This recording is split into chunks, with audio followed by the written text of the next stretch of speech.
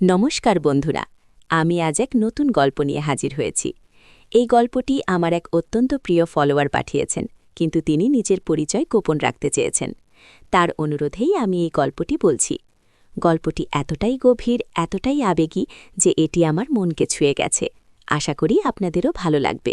আর হ্যাঁ, যারা পুরো গল্পটি মনোযোগ দিয়ে শুনবেন তাদের জন্য আছে একটি বিশেষ সারপ্রাইজ। গল্পের কোনো এক ফাঁকে আমি আমার ব্যক্তিগত আইএমও নাম্বারটি দেব, তাই নাম্বারটি পেতে হলে পুরো গল্পটি মনোযোগ দিয়ে শুনতে হবে। গল্পের শুরুটা এমন। শীতের হিমেল হাওয়া এসে কাচের জানালায় টোকা দিচ্ছে। বাইরে রাতের নিস্তব্ধতা, কেবল দূরে শিয়ালের ডাক শোনা যাচ্ছে। আমি রমা, এই বাড়ির নতুন গৃহকর্ত্রী। বছর ৩ হলো বিয়ে হয়েছে। স্বামীর নাম অর্ণব, পেশায় ইঞ্জিনিয়ার, বেশিরভাগ সময়ই বাইরে কাটে। আমি একা এই বিশাল বাড়িতে। শাশুড়িমা গত হয়েছেন বছর ৫ আগে। শ্বশুরমশাই নিজেও এক প্রকার ঘরকুনো। বাড়ির সব কাজ দেখাশোনা করেন পুরনো মালি রহিম শেখ। রহিম শেখের এক ভাই আছে, নাম ফজলু।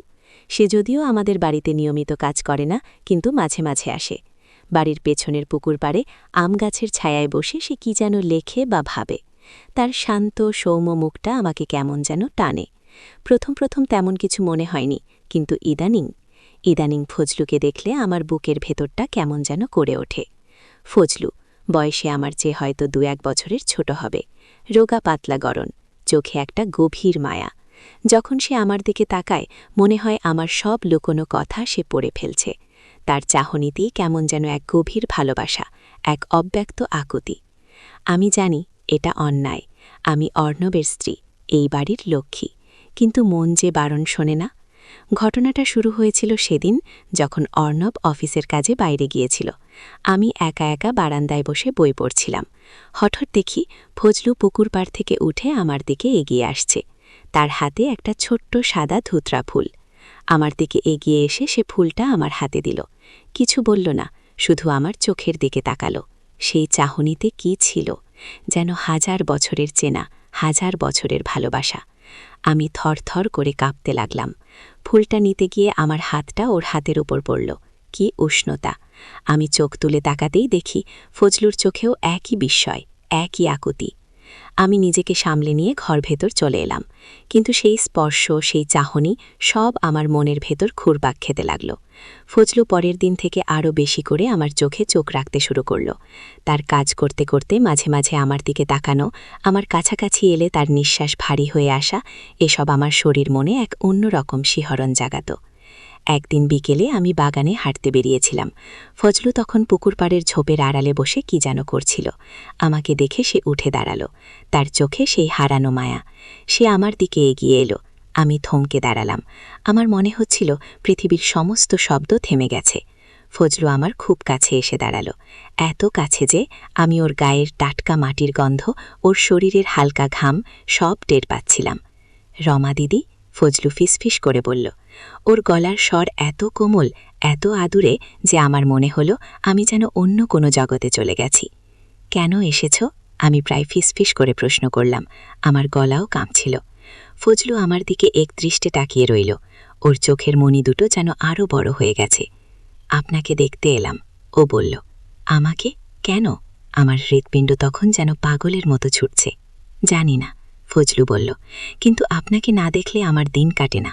আপনাকে দেখলে। ও থেমে গেল। কি? আমি জানতে চাইলাম। ফজলু আমার দিকে আরও একটু এগিয়ে এলো। আমরা একে অপরের নিঃশ্বাস অনুভব করতে পারছিলাম। আপনাকে দেখলে মনে হয় আপনি আমারই। ওর কথা শেষ হলো না। আমি ওর দিকে তাকিয়ে রইলাম। আমার সর্বাঙ্গে যেন বিদ্যুতের স্রোত বয়ে গেল। এ কি বলছে ফজলু? আমি অর্ণবের স্ত্রী। সমাজের চোখে এ সম্পর্ক ঘোর পাপ, কিন্তু আমার মন যেন ফজলুর দিকেই টানছে। ওর সেই অসহায় চাহনি, সেই নীরব ভালোবাসা সব আমাকে গ্রাস করছে। ফজলু, আমি কি বলতে চেয়েছিলাম জানি না। ফজলু আলতো করে আমার হাতটা ধরল। ওর হাতের স্পর্শে আমার সমস্ত শরীর কাঁপতে লাগল। আপনি জানেন আমি আপনাকে কি ভাবি? ও ফিসফিস করে বলল। আমি কিছু বলতে পারলাম না, শুধু ওর চোখের দিকে তাকিয়ে রইলাম। সেই চোখে আমি আমার প্রতি এক গভীর অব্যক্ত ভালোবাসার ছায়া দেখতে পেলাম। সেখানে কোনো কামনা ছিল না, ছিল শুধু এক তীব্র আকর্ষণ, এক আদিম টান। আমি আপনাকে ভালোবাসি রমা দিদি, ফজলু প্রায় ফিসফিস করে বলল। আমার সারা শরীর যেন জমে গেল। ভালোবাসা, এই কথা! আমি অর্ণবের স্ত্রী, আমার জীবনে অর্ণবের স্থান। কিন্তু কিন্তু ফজলুর এই ভালোবাসা কি অন্যরকম? এই ভালোবাসা কি আমাকে সেই একাকিত্ব থেকে মুক্তি দেবে যা আমাকে প্রতিনিয়ত গ্রাস করে? ফজলুর চোখের দিকে তাকিয়ে আমি যেন এক গভীর অতলে তলিয়ে যেতে লাগলাম। ওর স্পর্শ, ওর কথা সব আমার মনকে আচ্ছন্ন করে ফেলল। আমি ফজলুর হাতের উপর আমার হাতটা আরও একটু চেপে ধরলাম। আমার মনে কোনো ভয় কাজ করছিল না, কেবল এক তীব্র রোমান্টিক উত্তেজনা। এই নিষিদ্ধ আকর্ষণ, এই অসম ক্ষমতার খেলা সব যেন আমাকে গ্রাস করছিল। ফজলু আলতো করে আমার মুখের কাছে এগিয়ে এলো। ওর নিঃশ্বাস আমার ঠোঁটে এসে লাগল। আমার মনে হলো আমি আর নিজেকে ধরে রাখতে পারছি না। ঠিক সেই মুহূর্তে হঠাৎ পেছনে দরজার শব্দ। আমরা চমকে উঠলাম। অর্ণব ফিরে এসেছে। আমি দ্রুত ফজলুর হাত ছেড়ে দিয়ে সরে দাঁড়ালাম। ফজলুও সঙ্গে সঙ্গে ঝোপে হারালে লুকিয়ে পড়ল। আমার বুক ধরফর করছে, কি সর্বনাশটাই না হয়ে যেত। অর্ণব ঘরে ঢুকল। কেমন আছো রমা? ওর গলার স্বরটা কেমন যেন ক্লান্ত। আমি কোনো মতে নিজেকে সামলে নিয়ে বললাম, আমি ভালো আছি। তুমি কখন ফিরলে? এই মাত্র, অর্ণব বলল। তোমার কিছু লাগবে?